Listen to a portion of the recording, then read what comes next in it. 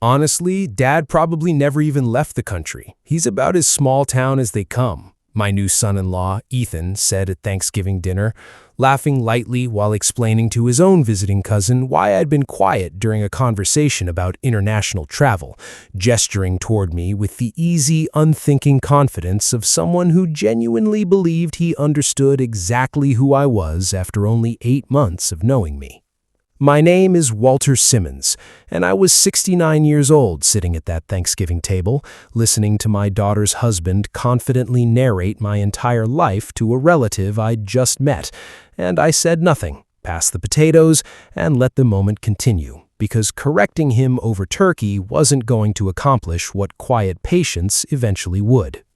I need to explain who I actually am, because Ethan's assumption, while completely wrong, made a certain kind of surface sense given what he'd actually observed of me over those 8 months.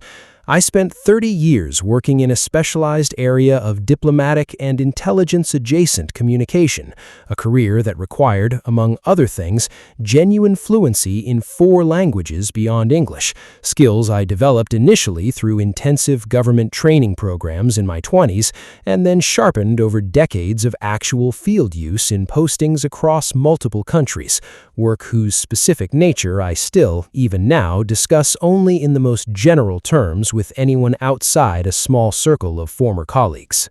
I want to be clear that this wasn't simply academic language study. Fluency, in the context of my career, meant something considerably more demanding than passing a college exam. It meant being able to conduct sensitive, high-stakes conversations in real time in languages that weren't my own, in situations where a single mistranslated nuance could have genuinely significant consequences. I trained for years to reach that level, and I maintained it through decades of active use, often in postings that kept me overseas for extended stretches, sometimes in situations I couldn't fully explain to my own family even while they were happening. There's a particular mental discipline required to hold that level of precision in a foreign language under genuine pressure, a discipline I trained relentlessly to develop and then had to maintain continuously, since language skill at that level erodes quickly without constant, deliberate use. I remember entire years of my career where I dreamed in languages other than English, where switching between them became so automatic that I sometimes had to consciously remind myself which language I was actually speaking in casual settings back home. That level of fluency doesn't simply announce itself to a casual observer decades later. It hides easily behind an ordinary retired man tending his garden. My wife, Carol, understood the general shape of my career, though even she didn't know most of the specifics, having married a man whose work required a level of discretion that extended into our own home. We raised our daughter, Melissa, together, and Melissa grew up with a father who was, by necessity, frequently absent, and who, when actually home, rarely discussed the specifics of where he'd been or what he'd been doing. I retired 11 years ago, and the pattern of careful vagueness that had defined my professional life simply continued into retirement, less out of active necessity by that point and more out of sheer accumulated habit. Melissa grew into adulthood knowing only that her father had worked for the government in some capacity involving travel, a description thin enough that it left considerable room for anyone meeting me later in life to fill in the blanks however they wished. I settled in retirement into a genuinely quiet life. A modest house in a small town, a daily routine built around gardening, reading, and long walks. The kind of unremarkable retirement that on its surface gives absolutely no indication of the considerably more complicated life that preceded it. I want to be honest that I chose this deliberately. After 3 decades of high-stakes, carefully controlled communication, there was something genuinely restorative about a life built around small, low-stakes routines, and I never felt any particular need to complicate that peaceful surface by volunteering my professional history to new acquaintances. Melissa met Ethan about 2 years ago, and they married 8 months before that particular Thanksgiving dinner, A wedding I attended, quietly supportive, offering little about my own background beyond pleasant, general small talk with Ethan's side of the family.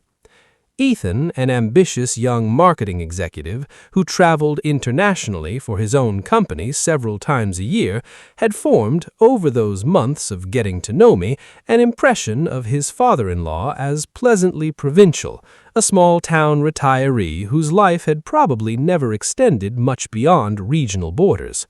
I never corrected this impression, partly because it genuinely didn't bother me, and partly because explaining the fuller truth would have required unpacking considerably more than either of us seemed inclined to unpack during ordinary family dinners. Ethan's comments about my presumed lack of worldliness became something of a recurring, good-natured theme over those 8 months.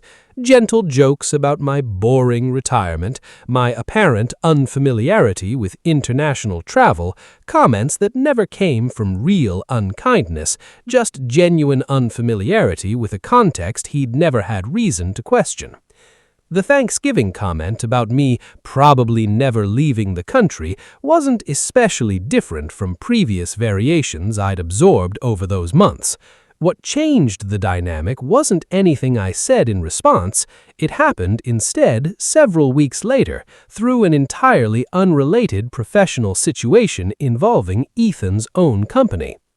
Ethan's marketing firm had recently expanded into several new international markets, and part of that expansion involved a series of high-stakes negotiations with potential partners across multiple countries. Negotiations complicated by the fact that several key stakeholders spoke limited English, requiring careful, culturally sensitive translation for genuinely important business discussions. The firm had hired an outside language services company to handle interpretation for these critical meetings, and it was during preparation for one particularly important session involving stakeholders from a country whose language happened to be one of the 4 I'd spent decades mastering that Ethan mentioned in an offhand comment to his firm's newly assigned lead interpreter that his own father-in-law was pretty much a homebody who'd probably never traveled internationally in his life.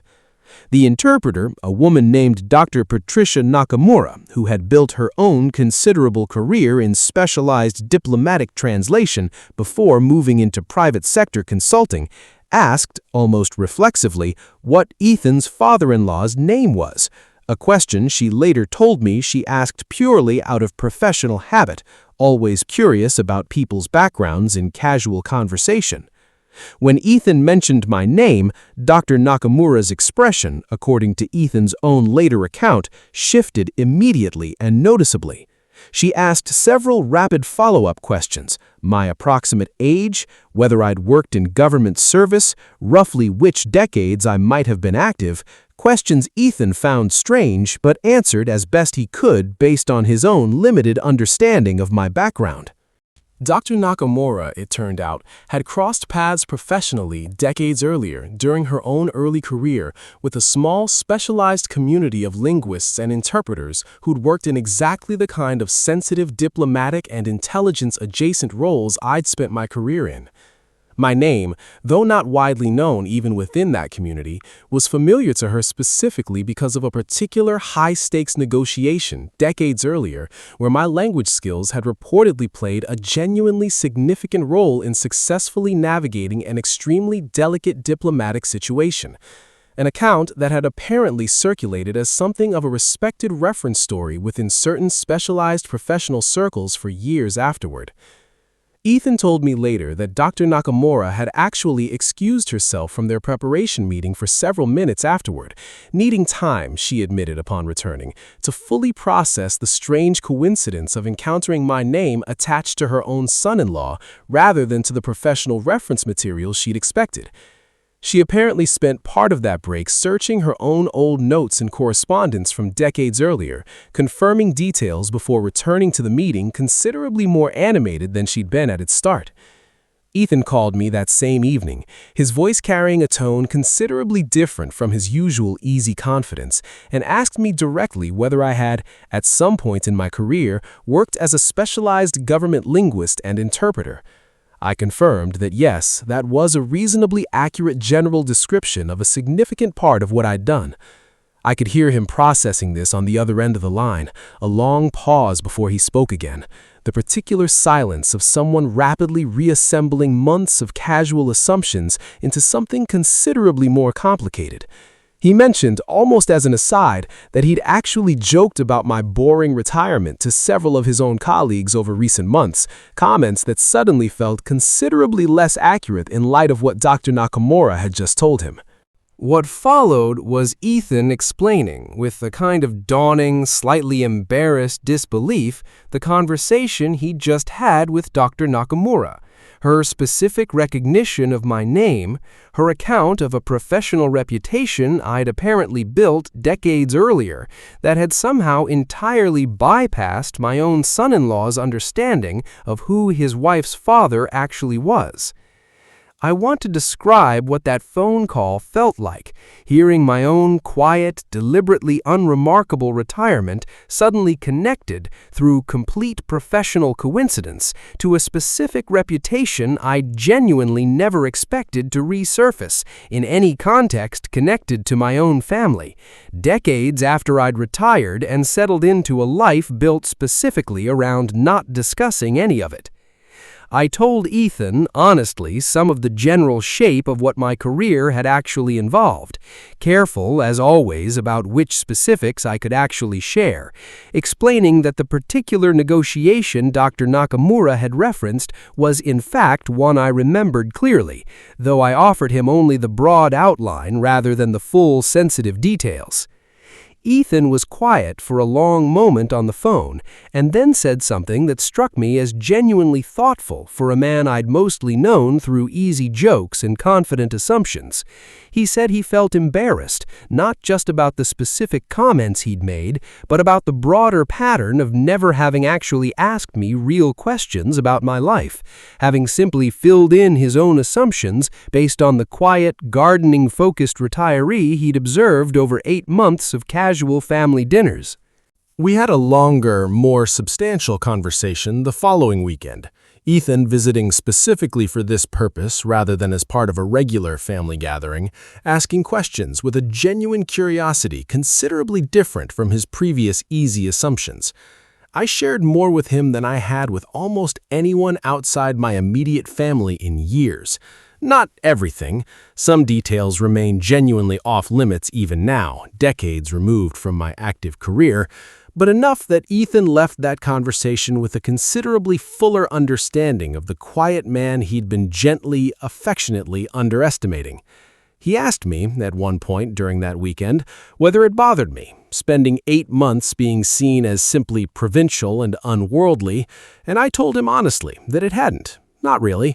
That there was something genuinely peaceful about being underestimated after decades of a career built entirely around being taken extremely seriously in exactly the wrong kind of high-stakes settings.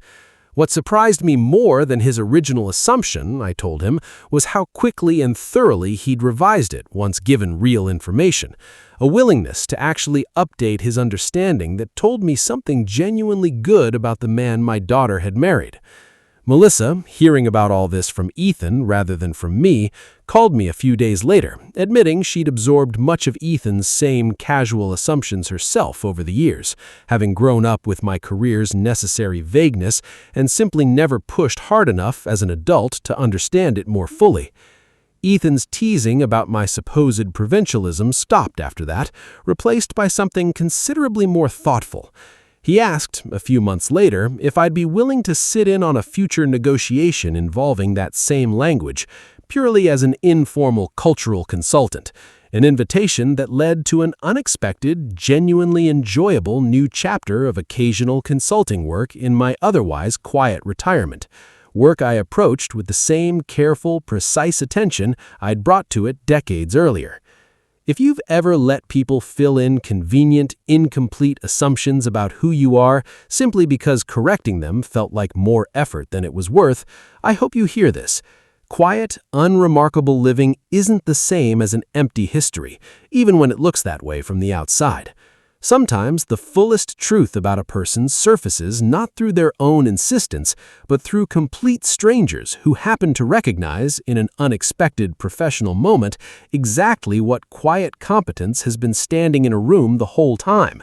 And sometimes, all it takes is one honest phone call to finally let the people who love you see the whole picture, instead of just the comfortable, convenient outline.